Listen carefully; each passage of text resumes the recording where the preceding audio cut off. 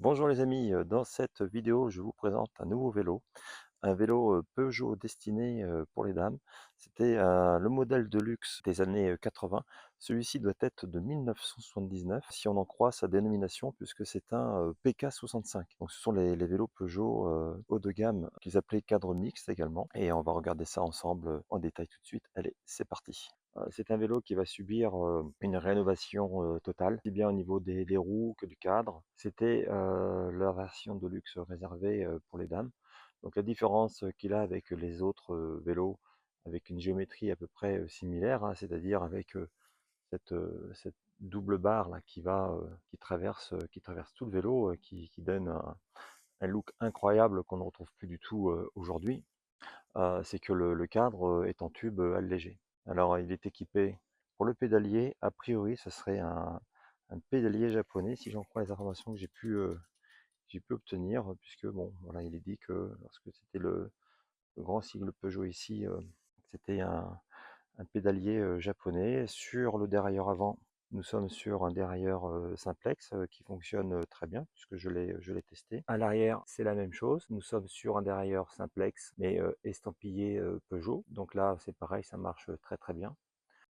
Nous sommes sur des freins Mafac à tirage central. Historiquement, ces vélos-là sont sortis en 1975 dans leur version de luxe. Et c'est en 78, je crois, sur le PA65 que les garde-boue sont passés à la couleur noire, puisqu'avant ils étaient plutôt couleur argentée. Bon, c'est des garde-boue Blumel, je crois. Voilà. Donc là, je vais essayer de les restaurer parce que ça me semble assez intéressant à garder. Ils sont quand même historiques, ces garde-boue. Les jantes, à l'époque, c'était des jantes à boyaux qui avaient été montées. L'ancien propriétaire a fait mettre des nouvelles jantes qui me semblent un profil un peu trop haut, donc je vais voir ça pour les changer et mettre des jantes plus légères, aussi bien à l'avant qu'à l'arrière, et puis surtout pour voir bon, que celles-ci elles n'ont pas l'air tellement usées non plus. La bande de freinage a l'air plus que correcte, mais bon, c'est un profil un peu moderne sur ce vélo-là. Je trouve que peut-être un profil un peu plus ancien, ça pourrait peut-être être plus sympa, bon, à voir. Au niveau des pédales, bah, celles-ci elles ont l'air très bien. Donc bah, vous voyez, c'est un petit peu piqué par la rouille, mais bon, bah, c'est un vélo que j'ai trouvé aussi à bord de mer, donc globalement, il est en très bon état, il y a pas de jeu nulle part, quoi.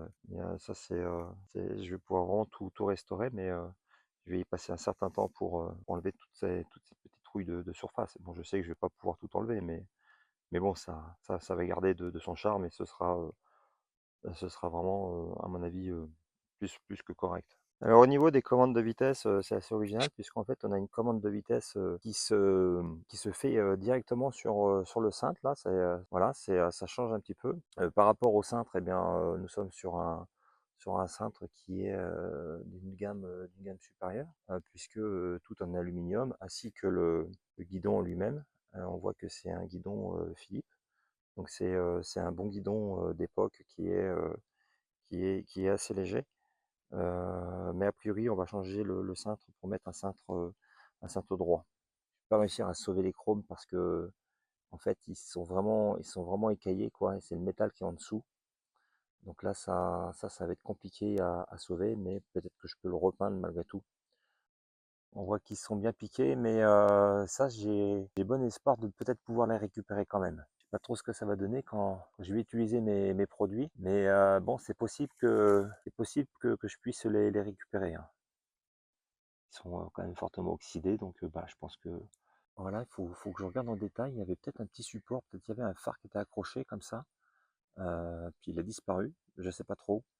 En tout cas, il y a du fil électrique qui traîne, notamment à l'arrière. Vous voyez là, ça c'est un petit fil électrique.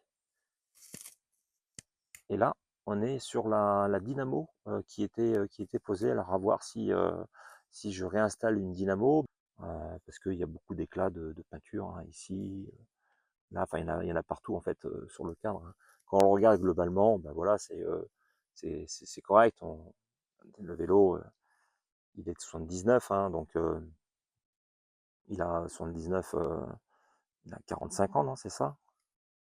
Oui, il a 45 ans, c'est considérable, hein. On a une selle qui est quand même d'époque et qui est fort sympathique.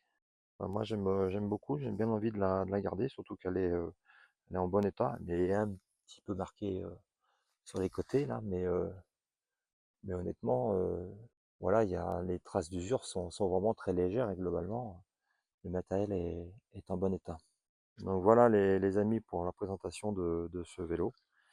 Et bah, maintenant, il me reste à le démonter totalement et puis on va voir un petit peu pour commander les stickers, le triple plateau. Je vais mettre un Strong Light, voir si je suis obligé de changer le boîtier de pédalier, enfin tout ça. Donc il y a...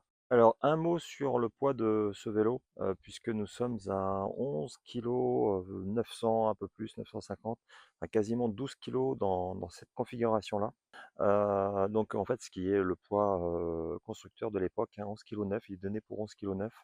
Donc c'est quand même un poids plus que correct. Alors j'espère pouvoir gagner entre 500 et 1000 grammes sur l'ensemble de ce vélo, en allégeant en particulier les roues.